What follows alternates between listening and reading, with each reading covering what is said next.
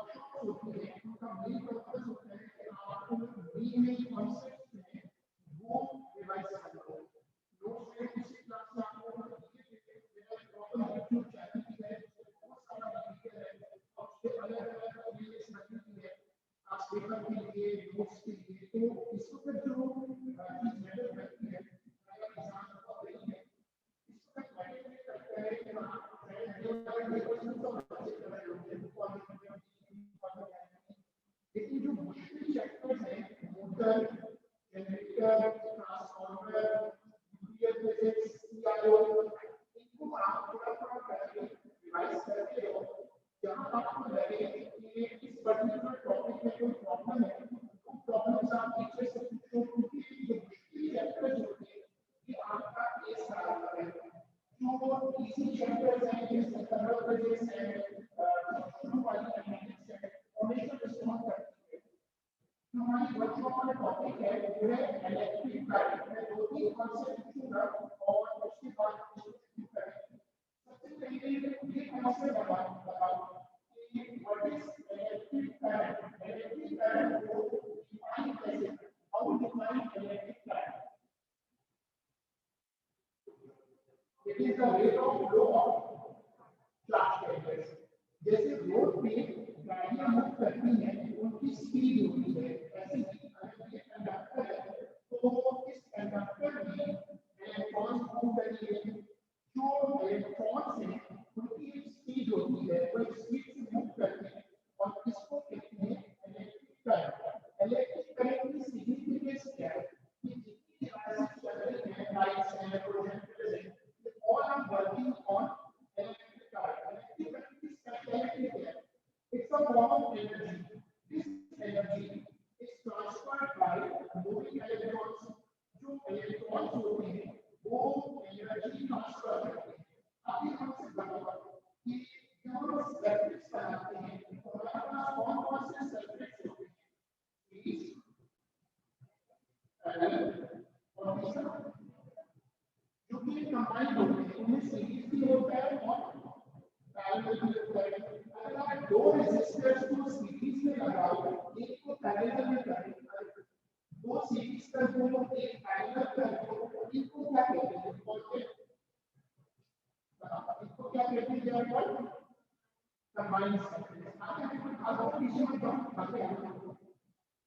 देखो, अब हमने ये कॉन्सेप्ट बता दिया। अब बताओ सीरीज में करंट सेम होता है और वोल्टेज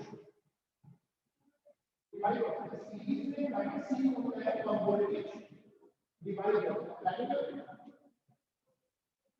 वोल्टेज सेम होता है और क्या होता है? करंट डिवाइड होता है। सीरीज में रेजिस्टेंस बढ़ती है और पैरेलल रेजिस्टेंस क्या होता है? डिक्रीज करती है। हमें कुछ बेसिक कॉन्सेप्ट उदाहरण से लगाएंगे। अभी इंटेंशन किया था कि हम सर्किट्स में रेजिस्टेंस लगाते हैं, हम सर्किट्स में लेंस लगाते हैं, हम सर्किट्स में मुख्तलिफ कंपोनेंट्स लगाते हैं like rheostat, like LDR, like diode. बताओ what is LDR? LDR stands for light dependent resistor. What is the response of LDR when light varying? LDR का resistance बढ़ता है क्या होता है? Resistance of an LDR increases with brightness or decreases with brightness. Increases. आपको बताओ LDR का resistance रोशनी में बढ़ती है कम होती है? कम होती है. What about the resistance? What about the resistor? The resistor is a heat sensor. The resistor is a heat sensor. जब टेम्परेचर बढ़ता है तो resistor की रेजिस्टेंस बढ़ती है. The resistor is a semiconductor. The resistor is a semiconductor whose resistance decreases when temperature increases. हमारे बच्चों को जरा से बोलेंगे ये कुछ कॉन्सेप्ट रिवाइज करेंगे। ये इलेक्ट्रिक करंट की सेटिंग बनाते हैं और हमने पहले वर्कशॉप में सारे मेन कॉन्सेप्ट्स कवर किए थे। अब रखें इंपॉर्टेंट इंस्ट्रूमेंट्स।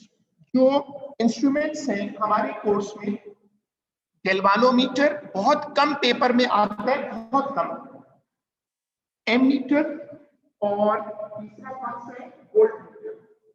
एमीटर और वोल्टमीटर ये बहुत आता है तकरीबन हर पेपर में। पेपर 1 पेपर 2 पेपर 3 ये सब आता है। अब आप एक पहले रूल समझ लो, which is always very helpful. The rule says when an instrument has to measure current, it has to be in series because current is the same in series. When an instrument has to measure voltage, it has to be in parallel because voltage is the same in parallel. तो कौन से बनाओ? आज का पहला concept बनाओ. आज का पहला कॉन्सेप्ट क्या है?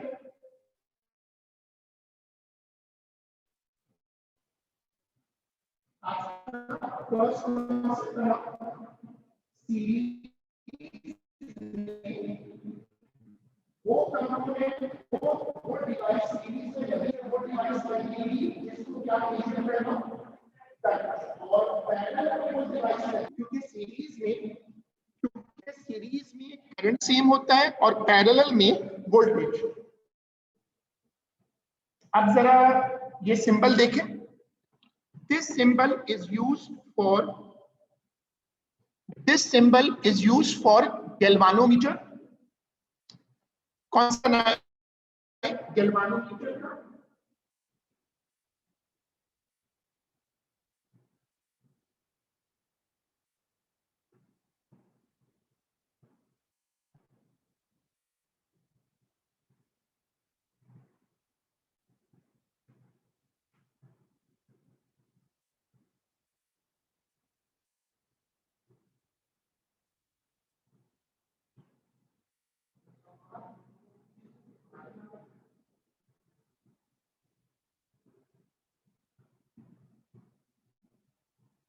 सब लोग देखिएगा जो गैल्वानोमीटर का कॉन्सेप्ट है, गैल्वानोमीटर का जो कॉन्सेप्ट है वो देखिएगा कि galvanometer is a sensor rather than a measuring instrument. अब इसका क्या मतलब है?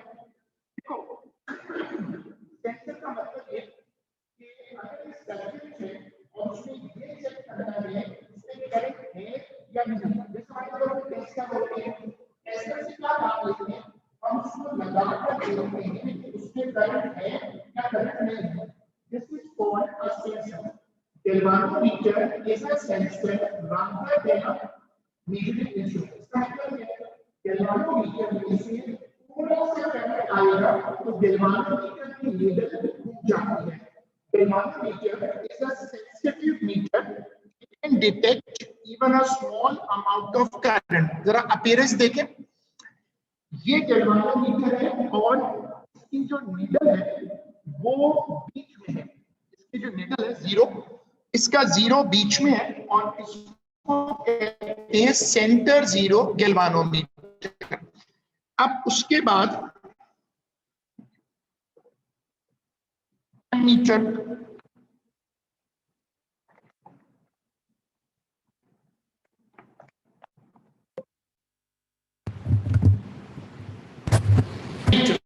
बताएं कि जिन्होंने तैयारी वगैरह कर रहे हैं बताओ what is ammeter. What ammeter measures? Ammeter measures current. अब मैंने आपको क्या कॉन्सेप्ट समझाया? जिस इंस्ट्रूमेंट में करंट मेजर करना हो उसको सीरीज में क्यों लगाते हैं? Why ammeter is always connected in series. अगर ये सीरीज सर्किट है तो सीरीज में करंट सेम होता है. सीरीज में करंट सेम होता है इसलिए एमीटर इसमें कनेक्ट होगा. Ammeter is always connected in series. देखो एमीटर और नीचे मिली एमीटर. ये एमीटर की अपीयरेंस है और एमीटर पे आमतौर पे there are two dials, two scale. Ammeter के ऊपर दो स्केल होते हैं. जैसे आपको यहां नजर आ रहा है दो स्केल बने. एक छोटा स्केल होता है और एक बड़ा स्केल होता है. बताओ why there are two scales on a meter like this? Why there are two scales? When we have a vernier caliper, why we need a micrometer? When we have a meter rule, why we need vernier caliper? Smaller division. और यहाँ से कुछ बताए कि दो reading क्यों है इसका? Why there are two readings, two scales? क्या नीचे वाला स्केल छोटा नंबरों पे है और ऊपर वाला जो स्केल है वो बड़े नंबरों पे है। देखो कॉन्सेप्ट ये बनाओ कि अगर तुम्हें छोटे नंबर को मेजर करना है तो स्केल छोटा यूज होगा, क्योंकि छोटे स्केल में सेंसिटिविटी ज्यादा होती है। पेपर की थिकनेस वर्नियर कैलिपर से ज्यादा एक्यूरेट आएगी या मीटर रूल से? क्यों वर्नियर कैलिपर से क्यों ज्यादा एक्यूरेट? क्योंकि उसका लीस्ट काउंट कम है। तो अब देखो इस मीटर पे दो स्केल हैं। The benefit of two scale is there so that you can measure small numbers. ये उसका डिजिटल वर्जन है। नए पास पेपर्स में तुम्हें डिजिटल मीटर्स का भी जिक्र मिलेगा। डिजिटल मीटर और एनालॉग मीटर में क्या फर्क है, हम इसको क्या बोलेंगे? क्या ये डिजिटल क्लॉक है या ये एनालॉग है? ये एनालॉग है। अच्छा, जो डिजिटल होते हैं जैसे लैपटॉप्स हैं, हमारे कंप्यूटर्स हैं, मोबाइल फोन्स हैं, ये डिजिटल है, इन पर एक डिस्प्ले होता है। ये प्रोजेक्टर बंद कर दें तो यहाँ स्क्रीन पे कुछ नहीं है। जो डिजिटल डिवाइसेस होती हैं उन पर एक स्क्रीन होती है, उन पर एक डिस्प्ले होता है। वो जो डिस्प्ले होता है वो एक इलेक्ट्रॉनिक से बनता है, जो कि आप जब डिवाइस को बंद कर दोगे तो वो डिस्प्ले खत्म हो जाएगा। डिजिटल डिवाइसेस पर एक डिस्प्ले होता है, डिजिटल डिवाइसेस पर एक डिस्प्ले होता है जैसे आपको नजर आ रहा है। और ये मीटर डिजिटल मीटर, क्या ये ज्यादा एक्यूरेट होंगे या ये वाला मीटर ज्यादा एक्यूरेट होगा? ज्यादा एक्यूरेट कौन से होंगे? ये ज्यादा एक्यूरेट होगा या डिजिटल एक्यूरेट होगा? Digital meters are more accurate. तो फिर दोनों में एनालॉग का क्या फायदा है? जो एनालॉग मीटर होते हैं उनमें अलग से कोई पावर नहीं होती। जैसे आप इस माइक्रोफोन को यूएसबी से पावर देते हो, आप लैपटॉप को पावर देते हो। जो डिजिटल मीटर्स होते हैं, देखो ये वाला, जो डिजिटल मीटर्स होते हैं इनमें आपको पावर देनी पड़ती है, सेल लगाने पड़ते हैं। अगर इनका सेल वीक हो जाए या प्रोग्राम में कोई एरर आए तो इनकी रीडिंग गलत हो जाती है। कुछ लोगों ने देखा होगा ब्लड प्रेशर के मीटर आते हैं, घरों में होते हैं, वो डिजिटल भी होते हैं, एनालॉग भी होते हैं। तो तुम एक कॉन्सेप्ट बनाओ, digital meters are more accurate, analog meters are more reliable. मैं रिपीट करूंगा, और से सुनिएगा क्या कॉन्सेप्ट है। Digital meters are more accurate and analog meters are more reliable. देखा आपने गाड़ियों में आजकल तो अब जाकर गाड़ियों के मीटर जो है वो डिजिटल हुए। गाड़ियों में जो स्पीड मीटर होता है वो आज बहुत सारी गाड़ियों में निडल वाला होता है। Analog meters are more accurate और मोर रिलायबल। क्या मैंने कौन से बताया? एनालॉग मीटर्स में क्या प्रॉपर्टी होती है? वो रिलायबल होती है। और डिजिटल मीटर में क्या प्रॉपर्टी होती है? आगे रिपीट करें। अब हमारे पास दो तरह के मीटर्स हो गए। Digital meters are accurate, analog meters are reliable. Reliable का मतलब उनमें कोई एरर नहीं आएगा। अगर मैं इस तरह कहूं कि उनमें कोई कोडिंग एरर नहीं होता, उनमें कोई चिप लगी हुई नहीं होती, एनालॉग में उनमें कोई पावर सप्लाई नहीं होती, वो आपको मिसलीड नहीं कर सकते। अब जरा बोर्ड पे देखिएगा, अब वेरी इंपॉर्टेंट डायग्राम, अगर आप पास पेपर करो तो आपको ये डायग्राम पता नहीं कितनी मर्तबा मिलेगी। एम मीटर कैसे कनेक्ट होता है, सीरीज में या पैरेलल में? सीरीज में। अच्छा ये बताएं कि ये वाला प्लस किसका है?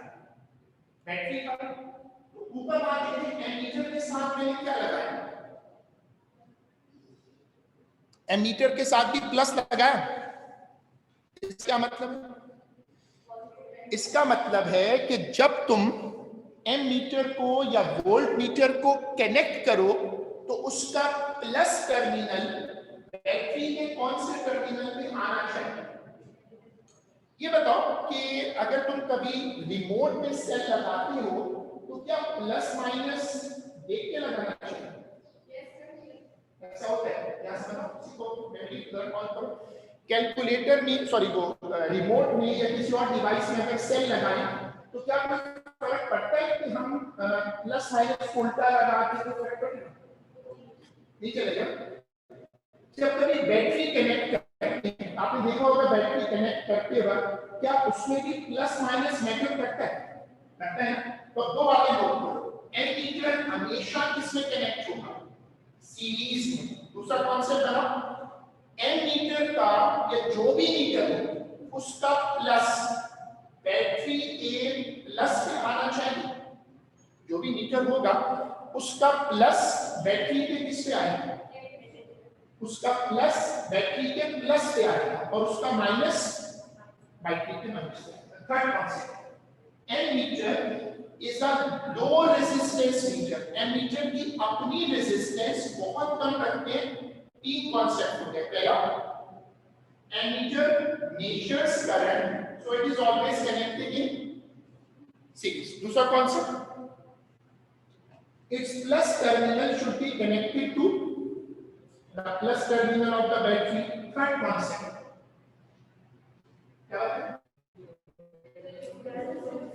yes, ammeter is a low resistance meter.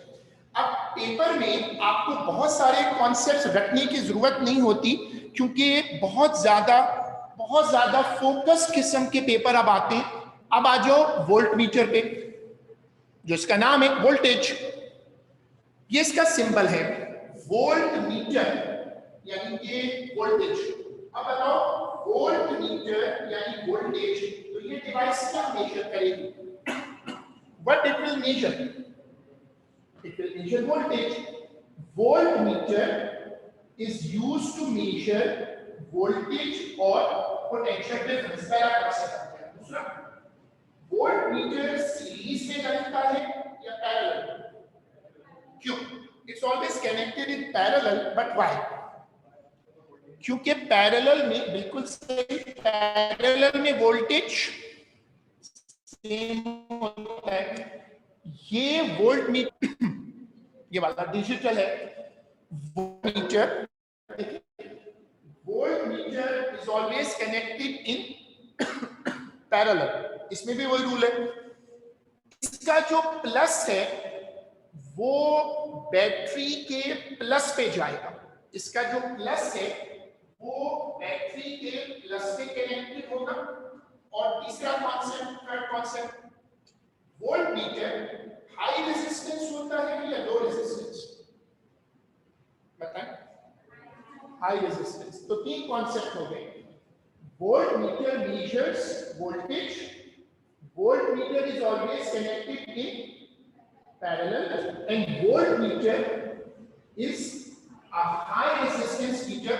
इसकी रेजिस्टेंस बहुत ज्यादा होती है। It can be up to maximum infinite, जो कि बहुत हाई वैल्यू रेजिस्टेंस है। सॉरी। इस पर भी दो स्केल होते हैं। अब मुझे बताओ, किसी भी मीटर पे दो स्केल की क्या जरूरत है? Why do we need two scales on a meter? Smaller scale is used to measure smaller reading because it is more sensitive. Bigger scale is used to take bigger reading because less sensitivity is required. अब बड़ा technical concept है। देखो, अगर तुम इस कमरे की length निकालो तो क्या 1 या 2 मिलीमीटर से फर्क पड़ेगा? अगर तुम इस पूरे कमरे की लेंथ निकालो नहीं फर्क पड़ेगा। लेकिन अगर तुम एक पेपर की थिकनेस निकालो तो क्या 1 मिलीमीटर से फर्क पड़ेगा? ये रीजन है कि जहां छोटा नंबर होता है वहां स्केल छोटा कर देते हैं। क्लिनिकल थर्मोमीटर की रेंज क्यों कम रखते हैं? Why? There is a shorter range of clinical thermometer. क्योंकि वहां पर क्या 1 डिग्री से फर्क पड़ जाएगा? अगर आप किसी पर्सन का फीवर नोट कर रहे हैं तो 1 डिग्री मैटर करते हैं। वहां पर 1 डिग्री से फर्क पड़ेगा, इसलिए वहां पर शॉर्टर रेंज इस्तेमाल होगी। तो अब एक कॉन्सेप्ट बनाओ। There are 2 scales on a meter. Shorter range is for greater sensitivity और वो जो ऊपर वाली रेंज है बड़ी वाली is for greater range, is for less sensitivity. चलो अब आ जाओ डिटर्मिनेशन ऑफ रेजिस्टेंस। ये सवाल कई मतलब पेपर में आ चुका है कि अगर आपको एक रेजिस्टेंस की वैल्यू निकालनी हो, अगर आपको वैल्यू निकालनी हो रेजिस्टेंस की, कितने ओम का रेजिस्टर है, अगर आपको रेजिस्टेंस की वैल्यू निकालनी हो तो कैसे निकालेंगे? देखिए जरा सर्किट चेक करें। ये जो लगा है दिस इज द बैटरी, ये क्या है? What is this? Variable resistor. ऊपर वोल्ट मीटर और बराबर में एमीटर। हमें इस सर्किट से निकालना क्या है? What we need to find from this circuit? We need to find resistance. ये सर्किट रेजिस्टेंस कैलकुलेट करेगा। इस सर्किट का पर्पस है रेजिस्टेंस। हम क्या करते हैं? रियोस्टेट को थोड़ा आगे करते हैं, थोड़ा पीछे करते हैं, मूव करते हैं। रियोस्टेट के मूव करने से क्या होगा? वोल्टेज बदलेगा। हम वोल्ट मीटर की रीडिंग लेंगे, एम मीटर की रीडिंग लेंगे। जरा टेबल देखें, हमने करंट नोट किया, हमने वोल्टेज नोट किया, उससे हम 2-3 मरतबा रेजिस्टेंस निकाल लेंगे। फिर क्या करेंगे? जब 2-3 वैल्यूज आ जाएंगी रेजिस्टेंस, अगर आप लैब में एक्सपेरिमेंट कर रहे हैं, जैसे 80 में आप करते हैं, तो अगर 3-4 वैल्यूज आ जाए तो फिर क्या करें? अगर 3-4 वैल्यूज आ जाए तो फिर उसका क्या लेते हैं? एवरेज लेते हैं। जरा दोबारा मेरे साथ रिपीट करो, प्रोसीजर क्या होगा? जरा प्रोसीजर रिपीट करो। सर्किट सेट हो गया, रियोस्टेट को आगे करेंगे, पीछे करेंगे, वैल्यू बदलेगी। वोल्टेज नोट करेंगे और करंट, वोल्टेज और करंट नोट करके उससे क्या निकालेंगे? रेजिस्टेंस निकालेंगे और फिर उसका एवरेज कर देंगे। हम अपना वर्कशॉप को आगे अब लेके जाते हैं। We move towards the last phase of electricity, this chapter uses of electricity. इसको कहते हैं प्रैक्टिकल इलेक्ट्रिसिटी। ये भी बहुत आता है पेपर में। देखो इलेक्ट्रिसिटी के इंपॉर्टेंट यूजेस क्या क्या है? सबसे इंपॉर्टेंट यूज क्या है? इलेक्ट्रिसिटी का सबसे इंपॉर्टेंट यूज है हीटिंग। इनके यहाँ क्योंकि आप में से जो लोग इंशाल्लाह बाहर जाओगे कनाडा वगैरह, वो देखोगे कि वहां पर हीटिंग सबसे बड़ा चैलेंज है। हमारे कूलिंग होता है क्योंकि वाटर रीजन, इनके यहाँ सबसे बड़ा इशू है, सबसे बड़ा इशू होता है हीटिंग। सबसे पहले हीटिंग आएगा जो बहुत बड़ा यूज है, उसके बाद लाइटिंग और उसके बाद देखिए थर्ड फीचर क्या है? मोटर। मोटर का क्या मतलब है बताएगा कोई? जैसे ड्रिल मशीन होती है, जैसे पंखे चलते हैं, जैसे कोई चीज रोटेट करती है, अगर आप करंट से किसी चीज को रोटेट करें, if you rotate something from current, it is called motor effect.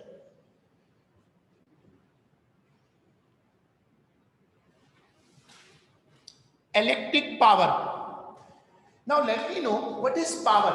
कोई पावर की डेफिनेशन बताएगा? Anyone who can tell the definition of power? Work upon time. Very good. तो अगर हम डेफिनेशन ये कर लेते हैं, power is the rate of energy transfer. Power की डेफिनेशन क्या है?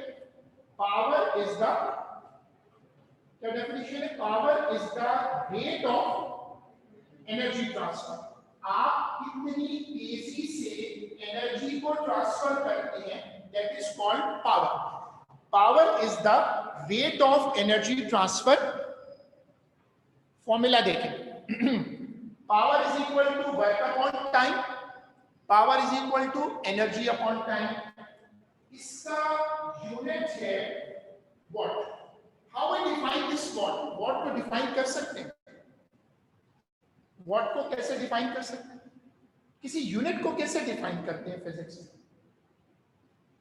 शाबाश, एनीवन? अगर मैं आपसे कहूं कि वॉट को डिफाइन करें, तो आप ये सोचिए सबसे पहले कि वॉट का मतलब क्या है? What is the meaning of what? Joule पर सेकेंड। बड़ा सिंपल तरीका है। तुम्हें कोई भी यूनिट डिफाइन करना हो, तुम क्या करो कि उसको ट्रांसलेट करो, तुम यहां 1 लगाओ और यहां 1 लगाओ, पावर यूनिट डिफाइन करो।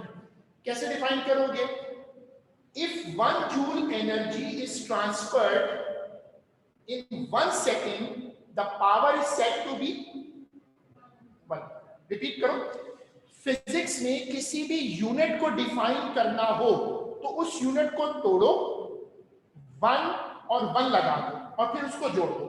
जैसे वॉट को कैसे डिफाइन किया मैंने? वॉट क्या है? जूल पर सेकंड। अब डिफाइन करो मेरे साथ। If 1 joule energy is transferred in 1 second, the power is said to be 1 watt.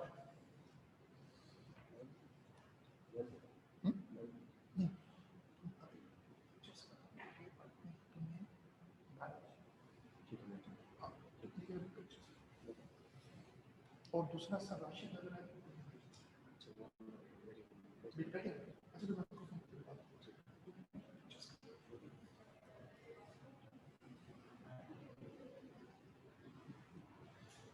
सब लोग पावर के फॉर्मूलाज देखिएगा, सब लोग पावर के फॉर्मूला देखो। सबसे ऊपर वाला फॉर्मूला QV अपॉन T, बहुत सारे बच्चे ये फॉर्मूला नहीं लगाते।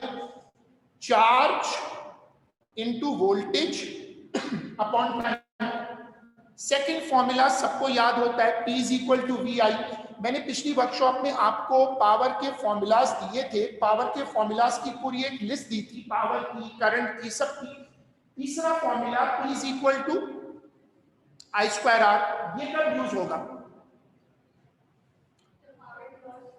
जब आपको पावर लॉस निकालना होगा, ये तब यूज होगा। ये पावर लॉस कैलकुलेट करेगा। This formula is used to calculate power loss. उसके बाद power is equal to V square upon R। अब आ जाओ इलेक्ट्रिकल एनर्जी। अब बताओ, किसी को याद है definition of electrical energy? Definition ready नहीं होनी चाहिए। What is the definition for electrical energy? ठीक है, और थोड़ा बेहतर करके बताओ। The energy transferred by moving charge particles. वो एनर्जी जो मूविंग चार्ज पार्टिकल्स ट्रांसफर करते हैं उसको कहते हैं इलेक्ट्रिकल एनर्जी। फॉर्मूलाज देखो।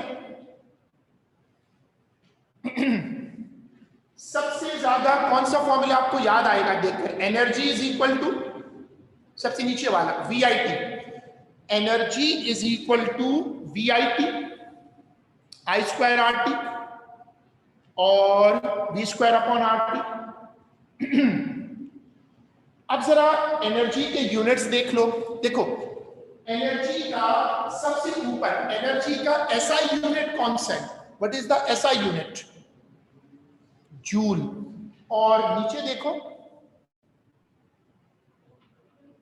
Kilowatt hour. किलोवाट आवर, और 1 किलोवाट आवर किसके बराबर है? 3.6 इंटू 10 टू द पावर। जो किलोवाट आवर है वो यूज होता है किसके अंदर? किलोवाट आवर यूज होता है हमारे कमर्शियल मीटर्स में। जब हमारे घरों में बिल आता है वो इस किलो kWh में होता है। दिस इज kWh जो हमारे मीटर्स में होता है। अब एक सवाल आता है, कभी कभी देखिएगा, लेकिन आता है कभी कभी कि जी बिल बनाए, बिल कैसे बनता है? महीने के शुरू में रीडिंग लें, महीने के आखिर में रीडिंग लें और उसको माइनस करते हैं। जैसे आपको ये नजर आ रहा है, महीने के शुरू में रीडिंग लें, महीने के आखिर में लें। जो रीडिंग्स आती है ना वो होती है किलोवाट आवर, उसकी कॉस्ट होती है। उस कॉस्ट को मल्टीप्लाई कर दें जो आपने माइनस करके निकाला है उससे, तो आपको एक मंथ का बिल मिल जाएगा। जब आपको बिल बनाना होता है तो आप रीडिंग्स को माइनस करें, किलोवाट आवर आ जाएगा, और उसको एक यूनिट की कॉस्ट से मल्टीप्लाई कर दें। Now we are towards the end of this session. Hazards of electricity. Electricity के हैजर्ड्स क्या हैं? ज़ाहिर इलेक्ट्रिक शॉक वगैरह होता है, फायर होती है। सबसे पहला इशू क्या है जो आपने अक्सर देखा होगा? स्मार्टफोन हीटअप हो जाते हैं, घर में जो डिवाइसेस होती हैं वो गर्म हो जाती हैं। What is over heating? Over heating का मतलब देखो ये तारें बर्न हो रही हैं, अगर तारों की कैलिब्रेशन ठीक ना हो, ज्यादा करंट आए, उससे ओवर हीटिंग होगी। ओवर हीटिंग जो है वो पहला मेन हैजर्ड है। उसके बाद what is this? Damage insulation. देखो अगर तारों पर से इंसुलेशन उतर जाए तो आपका हाथ लगेगा तो वो इलेक्ट्रिक शॉक लग सकता है। फिर ओवरलोडिंग। What is overloading? अगर मैं इस तरह की एक पतली सी तार लूं और उस तार पे मैं एसी चलाने की कोशिश करूं तो ये तार जल जाएगी। क्यों? Why this wire will be burn down?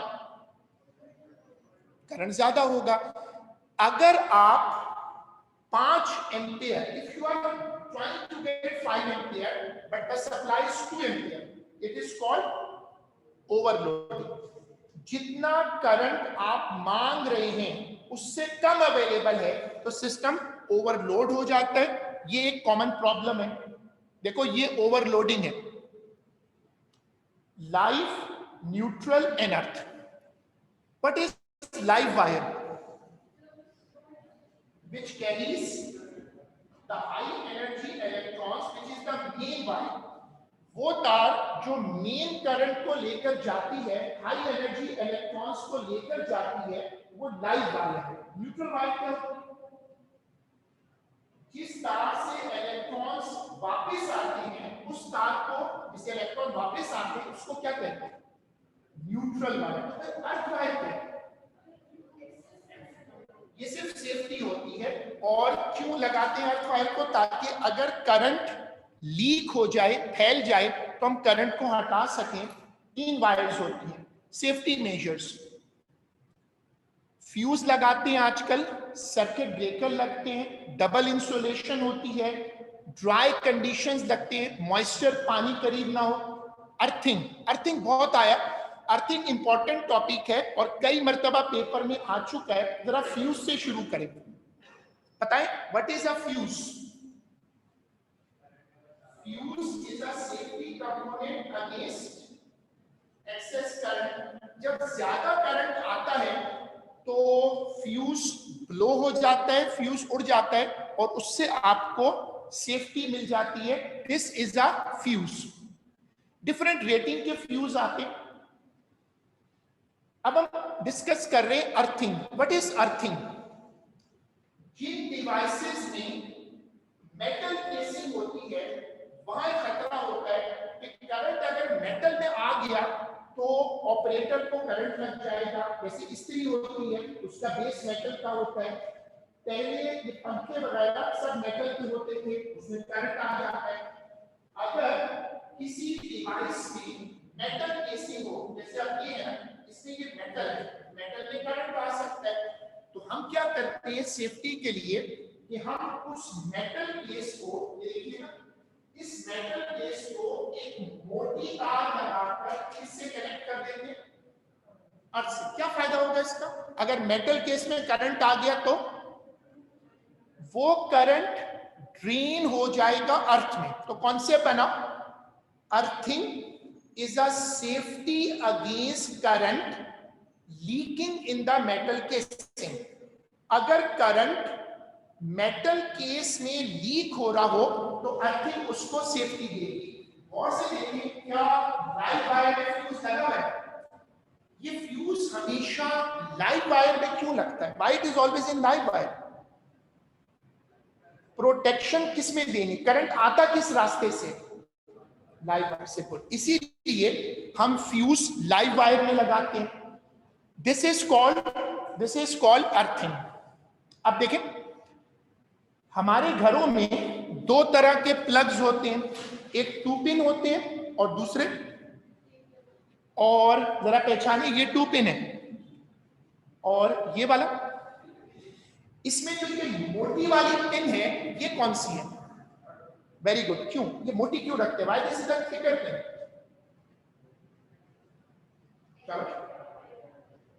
Anyone? Why earth wire is thicker? शाबाश, जल्दी करें, क्लास खत्म हो रही। क्या थिक वायर की रेजिस्टेंस कम होती है ज्यादा होती है? मोटी तार कम होती है। Very good. तो अगर अगर करंट लीक हो रहा होगा तो इनमें से किसमें जाएगा? अगर करंट लीक हो रहा हो तो इनमें से किसमें जाएगा? किसमें जाएगा? अर्थ वायर में जाएगा। अब कॉन्सेप्ट बनाओ, इसी पर हम लेक्चर भी खत्म कर रहे हैं।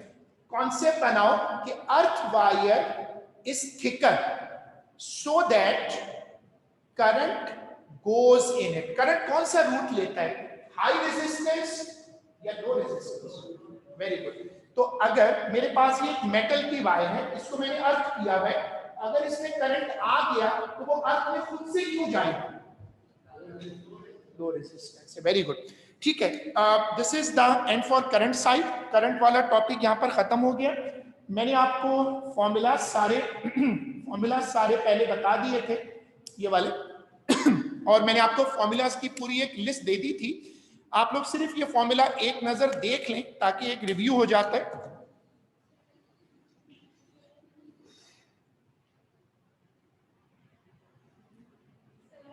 यस, बोले। ठीक है, आप मैं अभी आपको चेक करके बता देता हूं। अगर मेरे पास पड़ी हुई है तो I will arrange for you ना।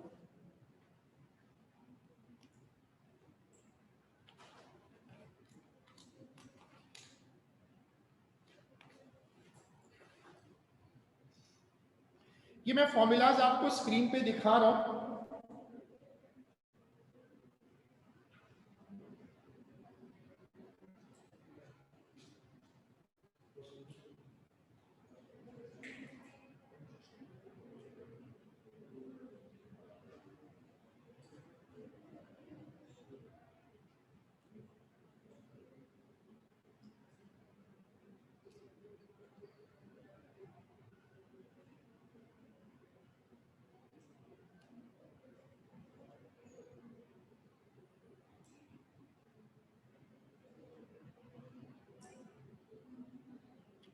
अस्सलाम सर, आ रहे